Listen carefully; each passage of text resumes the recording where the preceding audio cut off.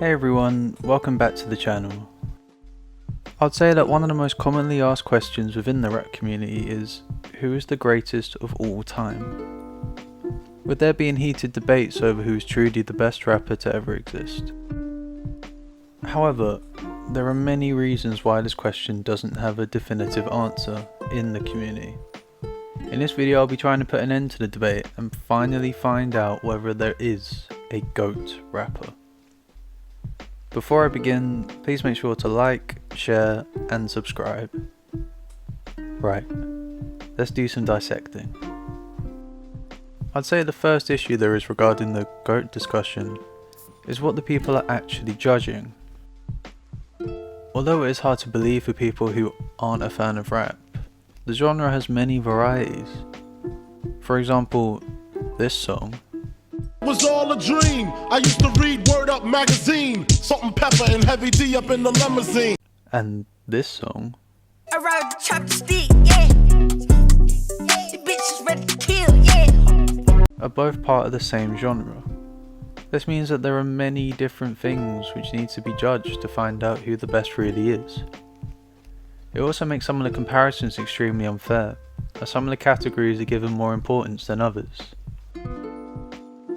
An analogy which I use constantly in this argument is the idea of Olympians. For example, let's say there was a race between Usain Bolt, Mo Farah and Michael Phelps. However, the race was a 100-meter dash. There's obviously only going to be one winner. Now, if someone who's not watched the Olympics before saw that race, they could conclude that Usain Bolt is the best based on that race, and both Mo and Michael were not as good or potentially rubbish as a result of them. But this is simply unfair, because if the race was a 10,000 meter run, then Mo Farah would easily win, and if it was a 50 meter swim, then Michael Phelps would win.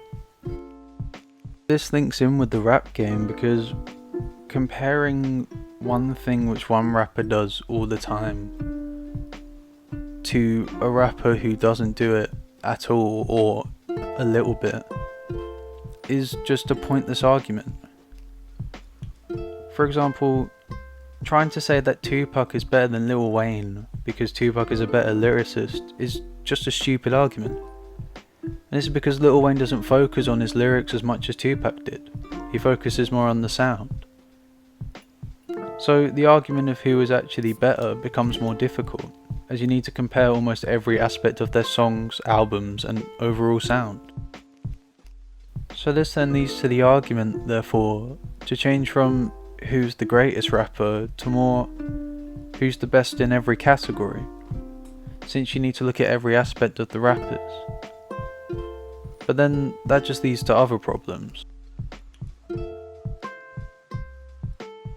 Rap has been around for ages, however it was popularised in the 1980s. At the beginning of the rise of rap, the most popular artists were artists such as NWA, with rappers like Tupac and Biggie solidifying rap as an extremely popular genre of music. However, rap has evolved so much from the simple 90s instrumentals and flows, to more technology heavy beats with incredibly fast and unique flows. And that is where the main issue regarding this debate is.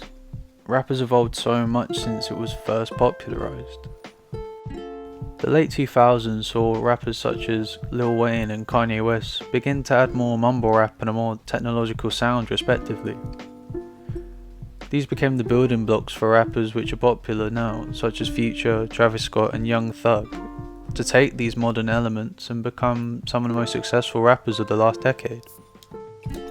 Now, the question is, would Tupac and Biggie be able to survive in an industry where their style is slowly declining, while rappers such as Lil Uzi and Roddy Ricch are thriving? And the answer is, we'll never know. Obviously. But I think the best case study to use in a situation is Eminem. Whether you like him or not, it's a fact that Eminem ran not only 2000s rap, but 2000s music as a whole. He was arguably the most popular artist of the decade, releasing classic albums such as the Marshall Mathers LP, The Eminem Show, and Curtain Call. However, the 2010s have been extremely difficult for Eminem. Despite selling a lot of units, his albums have received tons of backlash and poor reviews, and this is where the argument for the greatest of all time falls on its face. Eminem's decline of quality has coincided with the rise of autotune and technology in the rap industry as a whole. Eminem is of the older generation, therefore his more lyric-focused records are not as popular, as rap fans have begun to lean more towards the Futures and the Thuggers.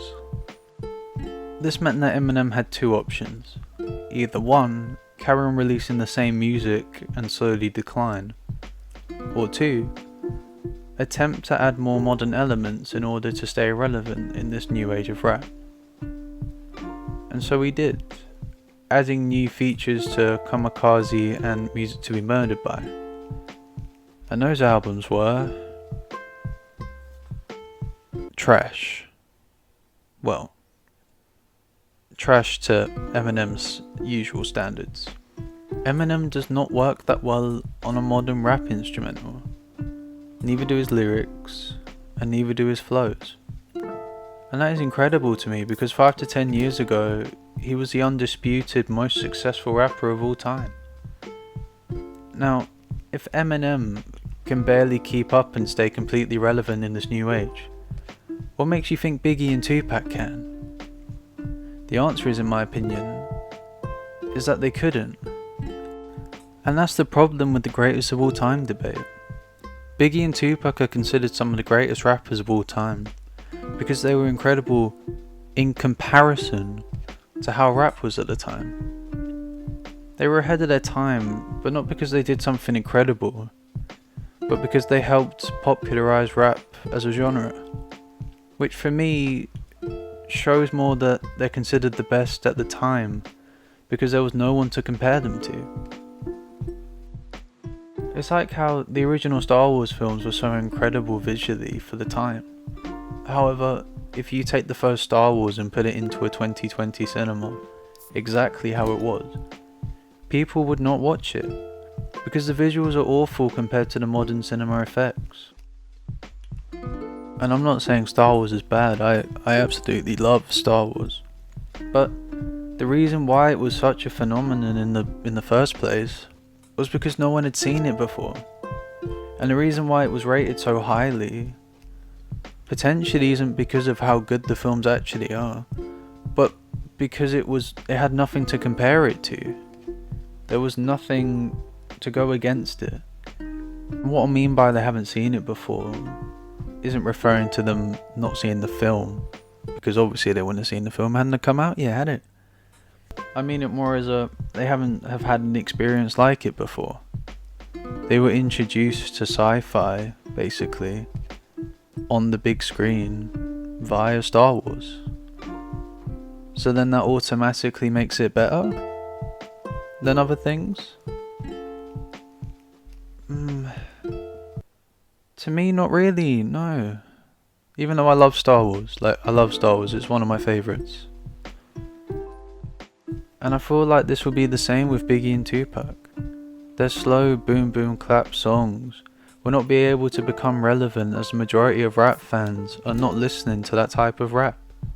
And based on what happened to Eminem, it's clear to see how difficult it is to change your style to suit the evolving demographic. Can I also make it clear I'm not trying to say that Biggie and Tupac are bad rappers or that their influence shouldn't be acknowledged, because obviously they're two of the most influential artists ever, arguably. What I'm trying to say is that as rap has developed so much, it's almost impossible to actually compare these two, because you have to compare them in the perspectives of how they were at the time, which I'll get onto in part 2. Yes, I'm very sorry, I do actually have to make a part 2 to this because I don't want a 25-minute video, really. Once again, all my videos are completely subjective, so if you disagree or want to make a point, then please leave it down in the comments. I'll be interested to know what you guys think of this. Once again, please make sure to like, share and subscribe. And I'll see you guys later. Thank you very much for watching the video.